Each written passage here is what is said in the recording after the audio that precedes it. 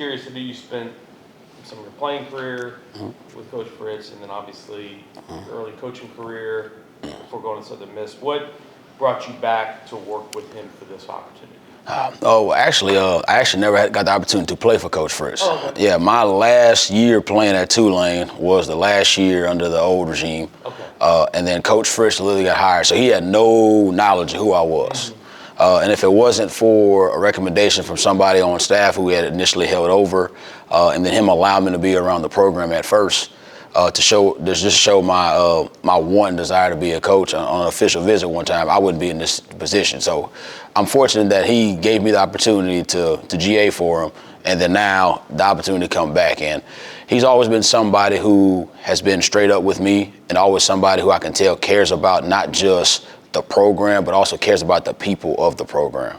And I want to get back to that, just to be around him. So you got to be part of a first year with him, first year program. So what was that experience like in trying to build that place up? And what do you remember from that maybe could even apply here as your guys are in year one over here? Well, coming off from when he first got hired, Tulane wasn't used to winning. Right, and the big thing was getting the expectation of winning in their heads. It's easy to coach a team that's used to winning because you get buy-in immediately, right? But it's a little bit harder whenever you get a team that hadn't had a lot of success. So very similar here, coming off the year that Houston had last year, is getting those guys to buy in. And so far, the kids have been exceptional. Like we make comments every day in the staff meeting about how, man, like we got some really good players here, and not just players, but also people, that want to be good, want to be coached hard, want to know the finer details and things, Jordy, as you get to know your room, your position room, any thoughts or anything that jumps out? Guys like Parker, maybe some of the guys that are coming in.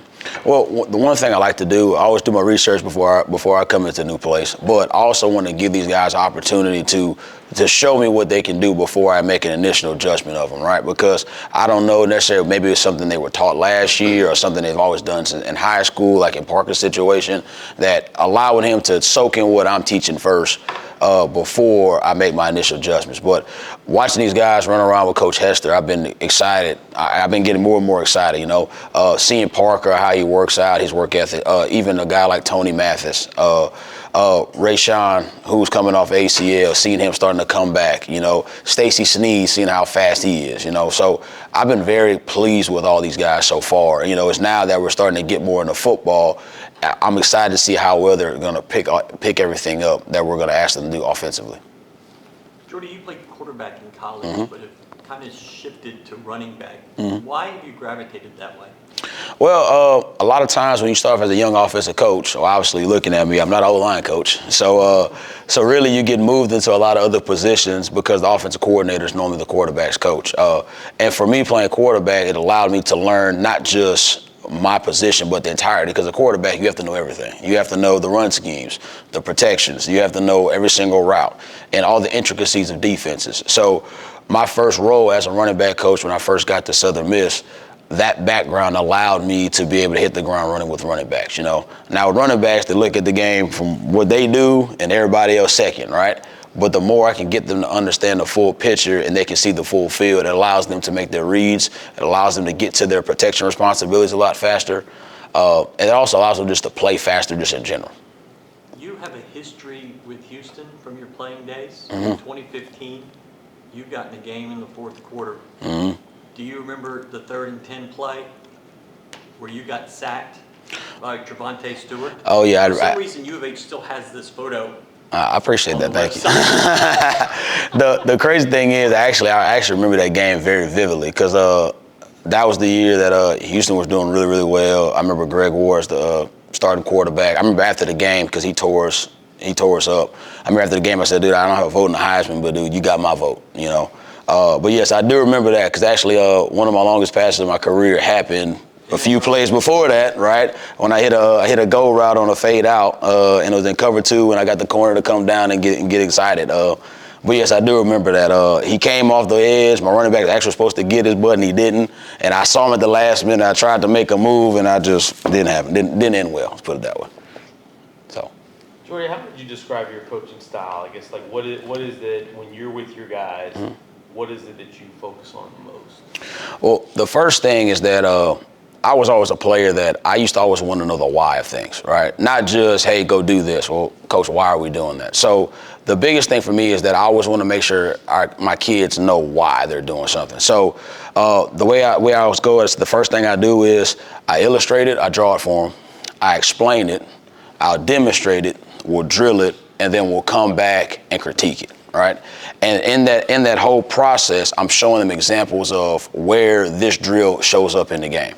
Where will this drill show up whenever it means the most, right? So being able to explain the why to these guys. And then so by doing that, it creates natural buy-in, right? I learned a lot of this from Coach Fritz, always making sure I'm always pumping the tires of my players, being hard on them, but having a relationship with them on and off the field to allow me to be able to coach these guys hard to where they'll want to be coached by me, Who would you say has been your biggest influence in your style and building your style of coaching? It's probably a mix between Coach Fritz, Will Hall, the guy who I just left from Southern Miss. Both of them, one has been a father figure for me, the other one's kind of been like an older brother to me. And then as a player, Coach Mike New, who's the head coach at Ball State, was very hard on me whenever I was a player. It used to be like on me about just small things, like, hey, the way you draw a route is how you see it. So if you draw with a lack of detail, then you don't see details at all. Like just small things like that. That all has basically put in a gumbo pot and made me who I am right now. Is that today's player? I mean, do they grab onto it more when they visually, they see it like that, or like you said, the details. When you put it out on the board or on the iPad or something. Yes. Do they relate better? They do, because males are very visual learners, and you can't really tell them something in a lecture. They got to see it on the screen, right? So I always try to make it to where they can always see a picture of it, so they can gravitate to it. Now, granted, I've been in certain situations where maybe a kid doesn't learn like that. Maybe they are somebody who actually has to go out there and rep it in a walkthrough. So if that's the case, then I got to find ways like that to get them to learn. Because ultimately, my job is to get them to execute the scheme that Coach Barbay is wanting to run, right? So whatever I have to do to make it happen. Are you going to recruit South Louisiana, KDM? I will. So we're going to take care of Texas, because that's what matters the most, right? And then after that, we'll reach out. So my individual area outside of Texas is going to be South Louisiana. So throughout my playing career at Tulane, they've always had, University of Houston has always had somebody on the I-10 corridor who has, instead of staying in the state, came here, and then all of a sudden we had to pay for it, right? So we're still going to recruit Louisiana. And I don't want to call him by his first name, Burnett, I guess Fat. Yeah, yes, Fat. How big was that to get him late and sort of, you've got a couple of veterans in the back in the room, but you also have a lot of young ones that are you can sort of build around. Nah, it was huge. Fat was somebody that I actually was recruiting at my old stop when he actually was a sophomore, right? And I remember he came on campus, and I saw him at first, and I was like, oh, this kid's about to be playing on Sundays. Like, we ain't got a hope and a prayer to get him at Southern Miss, right? So, and I've always stayed in contact with him, and he stayed in contact with me, just kind of building that relationship and that rapport. So when it came down and he was available, we just kind of started the process of kind of getting him this way. So it's been huge, but getting a guy like that who has a lot of talent, there's going to be a learning curve at first, obviously going from high school to college. Hopefully it's not a big one, right? But having older guys in the room like Tony, like Stacy, like Parker, who played a lot last year, that's going to allow him to be able to kind of relax more and let the game come to him. Because the worst thing you can have is a running back that's pressing and trying to do everything right all the time instead of just naturally playing off their God-given ability. On the South Louisiana part, I'm curious, what does it take to recruit that region successfully, and how much does it help that you have some roots in Louisiana? It's all about relationships. South Louisiana people, kind of like Houston people, because I call Houston Louisiana West. Like, all my family has moved to Houston. So, but it's very big on relationships. One person you meet here, they're going to have some type of connection with you, whether, hey, their mom used to babysat babysit your cousin or something like that. Or maybe, or in my case, like my mom was an educator. So they taught a lot, she taught a lot of parents of kids that I'm recruiting from New Iberia. You know, it's always finding those connections to where it's not just, hey, I can tell you about myself and I can tell you about the place of here where you're going to be at University of Houston, but also you can fact check that with somebody who in your inner circle. And the more people you can get speaking the same thing, hey, come to University of Houston, come play for a staff led by Coach Fritz, more we can get that in their head, it allows them to want to come here. What's been your impressions since you've been here about this place and the potential this place has? When I first had the opportunity, Coach Fritz first said, like, Coach, it's a sleeping giant. And when I've got here, I see why they're saying sleeping giant. The facilities are top tier.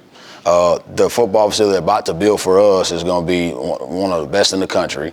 The amount of support you have from administration here and just other sports here also as well. Just the alignment of the whole program. Like, it's a place where there's no reason why we can't be considered for like the college football playoff, you know? It's just gonna take some hard work, you know, cleaning up the culture right and make sure everybody buys into the message that Coach Fritz has. What kind of skills do you look for in running backs? So, good question you asked me that. So, a lot of times a running back will ask me that, or a high school running back or a coach. The biggest thing I say, hey, you have to be dynamic at something, right? So, you've seen totally different running backs, right? You've seen the Darren Sproles, who's short, but he's quick as a cat and can make people miss. You've seen Derrick Henry, who's 6'3" and just runs people over, right? And then you've seen like a hybrid of them, like an Adrian Peterson, right? So the biggest thing I say is I want you to be dynamic at something. If you are a scat back, we have to be dynamic at that, and then we'll work on the other skills. If you are a power back, I need to make sure that, hey, if it's 4th and 1, I can count on you to run through somebody to get a first down if the hole is dirty, right? And then we can work on everything else. So the biggest thing is that I want to see a guy who is competitive in what he wants, who doesn't want to be denied in the situation, and is comfortable in his God-given ability. What have thoughts have been about the offensive staff? I don't know if you've got a chance to work with any of those guys before, but what have been your thoughts of your fellow assistants on the offensive staff? So I'll start with Coach Barbette, offensive coordinator. First time ever working with him, but when he was at Mississippi State, we played against him at Southern Miss, you know. And I've always kind of been a fan of him when he was at App State the year before that, just at how well he was at being able to utilize the running game to affect his play action passing game to always create shots, you know. Because in 2022 they were really, really explosive on offense. So I've always knew about him, knew about what he's capable of. So like the ability to come work on, been excited. Sean Bell, obviously I knew Brian Bell because he was first at Tulane before he left to go back to China Springs. I've only heard good things about him, especially watching his Baylor teams over the year that he's been a part of. Coach Iman Nagavi, actually he was really good friends with one of our friends that's on staff at Tulane. So I used to always hear stories about Coach Iman before I even got here. So I felt like I already knew him when I first got here because of all the stories. Like I can mess with him about all the side funny jokes he used to have in our office, you know. So it's been awesome, and he's a very, very smart, technical offensive line coach. Like I've learned a lot of new things and new ways to teach things just from being around him in this first month, right? And then Coach Sherman, right? And he's like an older brother to me. Like when I first got hired at Tulane, he was the analyst at Tulane. And he's somebody also that showed me the ropes on, hey, this is how you need to act as a coach. This is what you need to make sure that you're being prepared for, right? Don't wait for somebody to tell you to do something. Let's take initiative to do it. So I have a whole lot of respect for him and just also his growth in his career also as well. Now that signing day has passed, what is your day-to-day schedule? What are you doing? So normally workouts start at 7 o'clock. If it's a day where we do not have football school, then offense will lift first at 7 and then defense will lift at 9, and we'll flip each week. So when the offense is lifting, we're in there as a coaching staff, all the offensive coaches kind of going through, encouraging, reinforcing what Coach Hester's talking about as far as the workout.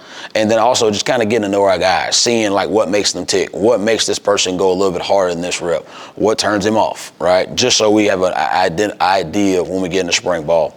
Then we'll flip over and go into meetings where we'll kind of talk about what we're going to install for football school, to where we can get the guys out there, run around a little bit and actually do some football.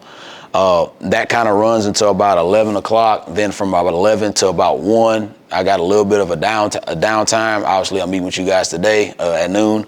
So normally I'll get some lunch. Then after that, we'll meet as an offensive staff at 1 and kind of talk about maybe some issues and install, things that came up, questions that we have to get cleared up, and then start preparing for the following install coming up after that. Then we'll have a staff meeting. And then after staff, you kind of knock out the things you need to do to make sure, maybe it's your meeting materials, maybe it's a handout you want to give them, your presentations. And then after that, I'm kind of out the office around like 7 o'clock to go home. And then it's like rinse and repeat, right? And basically we'll be doing that all the way up until we start spring ball.